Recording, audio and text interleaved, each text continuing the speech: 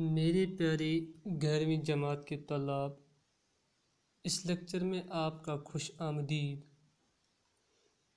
اس lecture میں ہم آج رشید احمد صدیقی کا لکھا ہوا انشائیہ الیکشن پڑھنے جا رہے ہیں۔ میرے پیارے طلاب، رشید احمد صدیقی کی حیات اور اس کے ادبی کارناموں کے بارے میں آپ خود کتاب سے استفادہ کریں گے۔ تو یہاں پر ہم الیکشن جو یہ انشائیہ ہے، انشائیہ کے متعلق تھوڑی بہت جانکاری حاصل کریں گے۔ اس کے بعد ہم جو آپ کی نصابی کتاب میں شامل الیکشن ہے اس کا خلاصہ پڑھیں گے۔ تو مائی ڈیئر اسٹوڈنٹس، یہ جو الیکشن ہے یہ پروفیسر رشید احمد صدیقی کا لکھا ہوا ایک بہترین انشائیہ ہے۔ تو انشائیہ کسے کہتے ہیں؟ انشائیہ کے بارے میں آپ نے 9ویں جماعت میں بھی پڑھا ہوگا، 10ویں میں بھی پڑھا ہوگا۔ تو یہاں پر آپ پھر انشائیہ پڑھنے جا رہے ہیں۔ تو مختصراً یہ کہ انشائیہ وہ تحریر ہے جس میں کسی اہم یا غیر اہم واقعے یا کسی خیال یا کسی جذبے یا لمحاتی کیفیت کو شگفتہ اور پر لطف انداز میں پیش کیا گیا۔ گویا کہ انشائیہ میں کوئی بھی واقعہ، چاہے وہ اہم ہو یا غیر اہم ہو، یا کوئی خیال ہو یا کسی جذبے کو یا کسی لمحاتی کیفیت کو اس طرح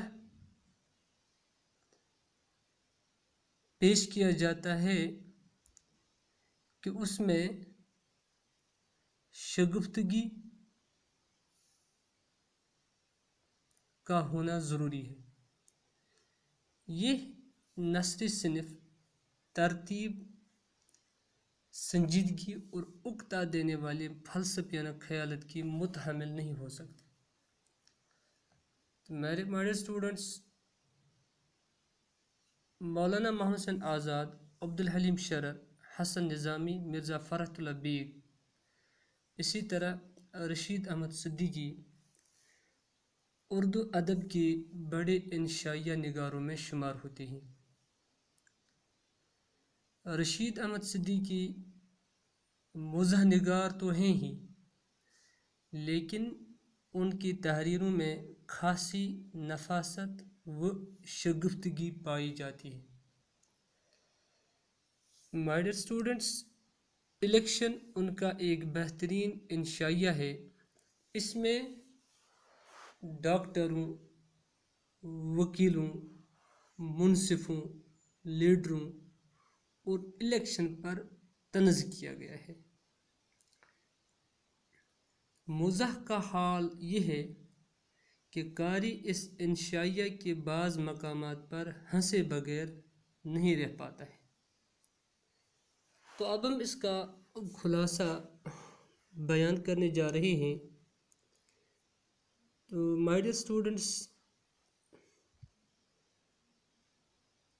یہ جو انشائیہ الیکشن ہے، نہ یہ کوئی قصہ ہے اور نہ ہی کوئی واقعہ ہے، جیسے کہ میں نے پہلے بھی بتا دیا، بلکہ ایک انشائیہ ہے۔ اس میں الیکشن اور چناؤ کو جس عمدگی سے پیش کیا گیا ہے وہ دوسرا پیش نہیں کر سکتا۔ بات کے اندر بات پیدا کر کے گویا سچ مچ الیکشن کا خوب نقشہ کھینچا ہے اور اس کا حق ادا کر دیا ہے۔ خوب یہ ہے کہ جو کچھ اس الیکشن میں رشید احمد صدیقی نے کہا ہے حرف بحرف صحیح ہے۔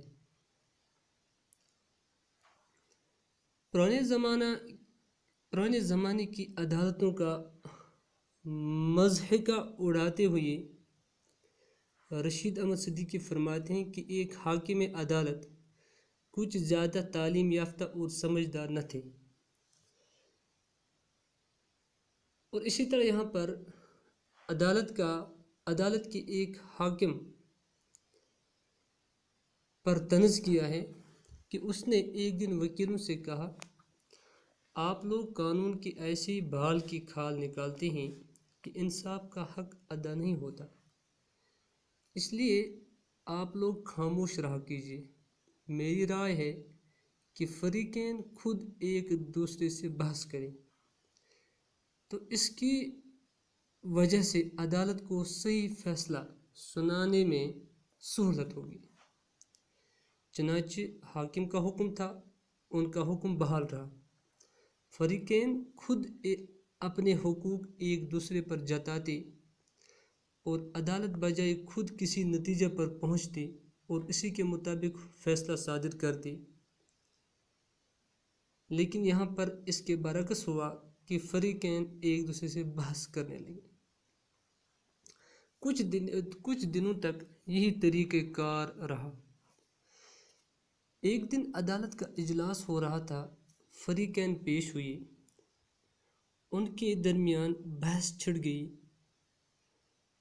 لب و لہجہ میں حرارت پیدا ہو گئی، یہاں تک کہ ظالم فریق نے اس فریق کو دبوچا جو حق پر تھا۔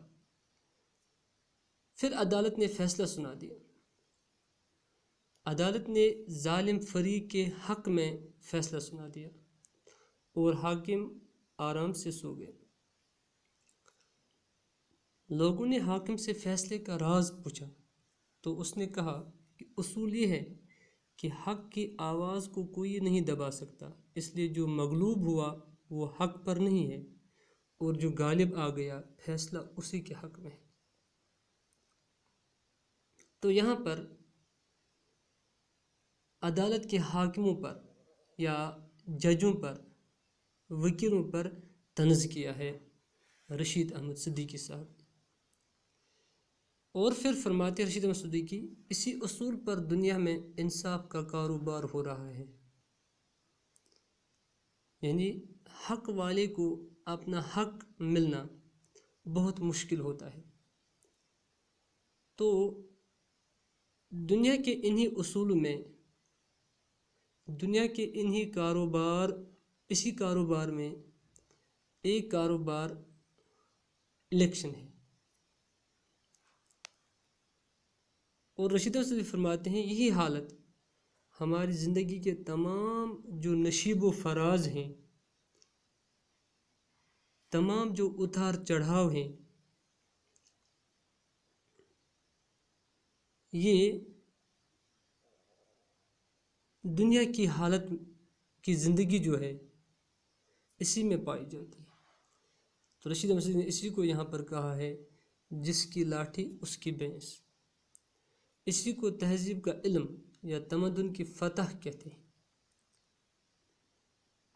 پھر فرماتے ہیں کہ ہندوستان میں برسات کے موسم میں لوگ عام طور پر کشتی لڑتے ہیں، لیکن مہذب لوگ کشتی کے بجائے الیکشن میں حصہ لیتے ہیں۔ مصنف اپنا ایک واقعہ بیان کرتے ہوئے کہتے ہیں کہ ایک الیکشن میں صرف 3 امیدوار تھے اور میں نے تینوں سے ووٹ دینے کا وعدہ کر لیا تھا۔ ظاہر ہے کہ ایسی حالت میں میرے لیے اس کے سوا چارہ کار نہ تھا کہ کہیں بھاگ جاؤں، لیکن میں جہاں بھاگ کر پہنچا وہاں ایک صاحب نے آ کر دوستانہ انداز میں میری گردن پکڑ لی اور بولے، کیوں آپ کا نام بندو خان ہے؟ چلیے ووٹ دیجیے اور یہ بیڑی پی لیجیے۔ کیونکہ میں نے ایک امیدوار سے اپنا نام بندو خان کہا تھا۔ ایک دوسرے صاحب نے مجھے اپنی طرف گھسیٹا اور بولے، خبردار، بدو خلیفہ میرے ووٹ۔ اسی طرح ایک تیسرے امیدوار آگے بڑھے اور میرا گریبان کھینچ کر بولے، واہ میر بننے، ایسا بھی کیا غائب ہو جانا، وہ مجھے اس کمرے میں لے گئی جہاں ووٹروں کی جانچ پڑتال ہوتی ہے۔ مصنف وہاں سے کسی طرح بچ نکلتے ہیں اور کہتے ہیں میں بھاگا اور سارا مجمع میرے پیچھے ہو لیا۔ ہلچل مچ گئی اور مشہور یہ ہوا کہ میں یعنی مصنف یعنی رشید احمد صدیقی بچوں کو چرا لے جایا کرتے ہیں۔ قریب تھا کہ لوگ مجھے پکڑ لیتے۔ میں گلی میں داخل ہوا اور شور و گل مچایا کہ پولنگ اسٹیشن پر جھگڑا ہو گیا ہے۔ نتیجہ یہ ہوا کہ جو مجمع میرے پیچھے لگا ہوا تھا مجھے پکڑنے کی کوشش کر رہا تھا، وہی مجمع اب پولنگ اسٹیشن کی طرف روانہ ہو گیا اور میں بھاگ گیا اور بھاگتے بھاگتے جانوروں کے عجائب خانے میں داخل ہو گیا۔ دوسرے دن آنکھ کھلی تو اپنے آپ کو ہسپتال میں پایا۔ قریب ہی ایک اخبار رکھا تھا جس میں یہ خبر چھپی تھی، کونسل ہال میں ایک انارکسٹ کا حملہ اور دربان کی عدیم المثال بہادری۔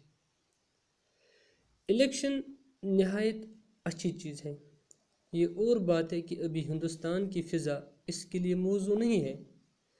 یہاں الیکشن میں بالعموم اسی کی فتح ہوتی ہے جس کے پاس روپیہ ہوتا ہے یا جس سے لوگ ڈرتے ہیں۔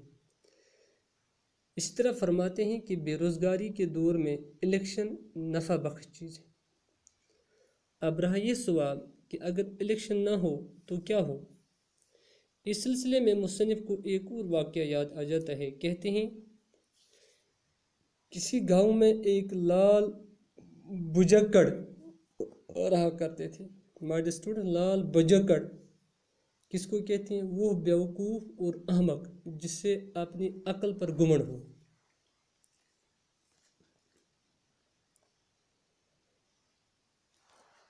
ایک دفعہ کوئی سخت معاملہ پیش آ گیا جس کو سلجھانے کے لیے لوگ اسی بیوقوف کے یہاں ایک وفد لے گئے۔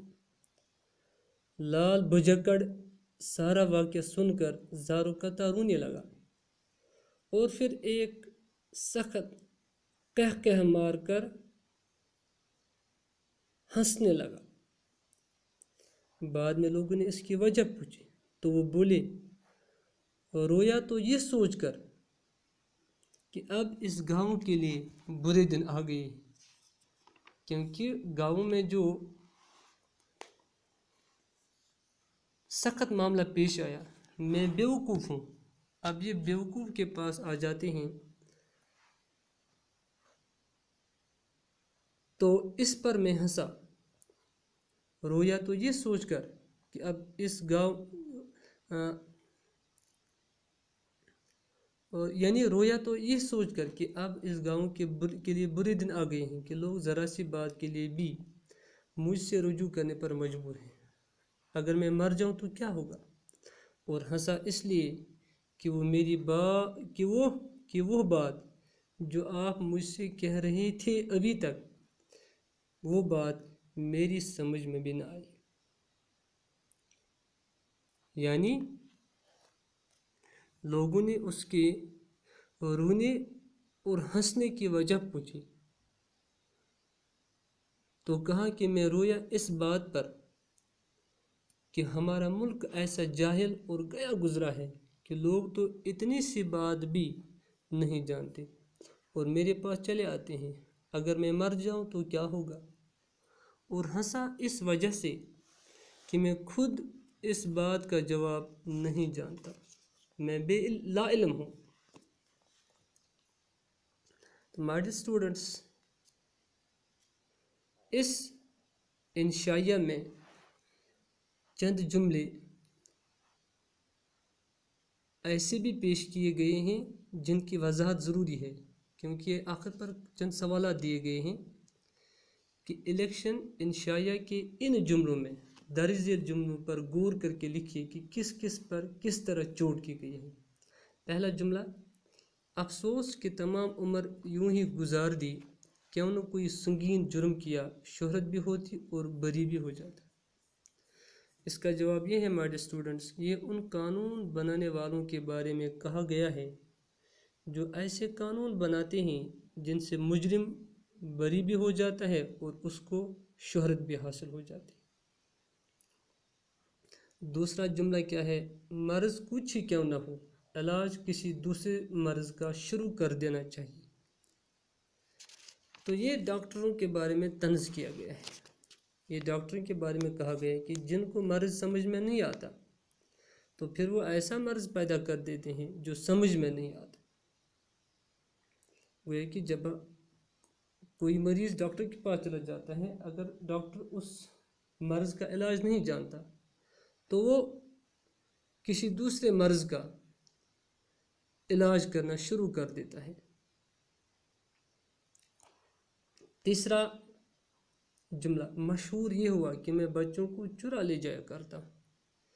یہ بات رشید احمد صدیقی صاحب نے اپنے بارے میں کہی ہے۔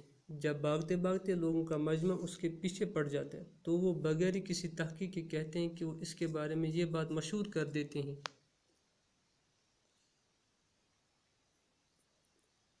پھر ایک اور جملہ، بے روزگاری کے دور میں الیکشن نفع بخش چیز ہے۔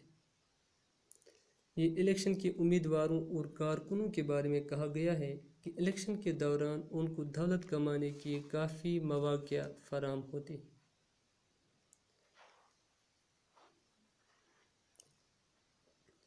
پھر چند سوالات اور ہیں کہ رشید احمد صدیقی نے انشائیہ الیکشن میں جو کچھ عدالتوں کے بارے میں لکھا ہے اسے اپنے الفاظ میں تحریر کیجیے۔ رشید احمد صدیقی نے عدالتوں کے بارے میں کہا ہے کہ حاکم عدالتوں میں جس کی لاٹھی اس کی بھینس والا اصول پیش نظر رکھتے ہیں، اور حاکم عدالت بھی کسی ضابطے یا قانون کے پابند نہیں ہوتے۔ وکیل مختار مقدمے کو حل کرنے کے بجائے اس کو پیچیدہ بنا دیتے ہیں تاکہ اس سے اس مسئلے کو سلجھانے میں سالوں سال لگ جائیں۔ اسی طرح جو کچھ الیکشن کے بارے میں لکھا گیا ہے اس سے اپنے الفاظ میں تحریر کیجیے۔ مختصراً یہ کہ الیکشن کے بارے میں فرماتے ہیں کہ الیکشن انصاف کے کاروبار کے اصول پر مبنی ہے۔ الیکشن نہایت اچھی چیز ہے، لیکن ہندوستان کی فضا، مصنف کے مطابق ہندوستان کی فضا ابھی اس کے لیے موزوں نہیں ہے۔ یہاں الیکشن میں بالعموم اسی کی فتح ہوتی ہے جس کے پاس روپیہ ہوتا ہے یا جس سے لوگ ڈرتے ہیں۔ ووٹروں کو فکر و عمل کی آزادی حاصل نہیں ہے۔ فرماتے ہیں کہ بے روزگاری کے دور میں یہ الیکشن ان امیدواروں کے لیے نفع بخش چیز ہے۔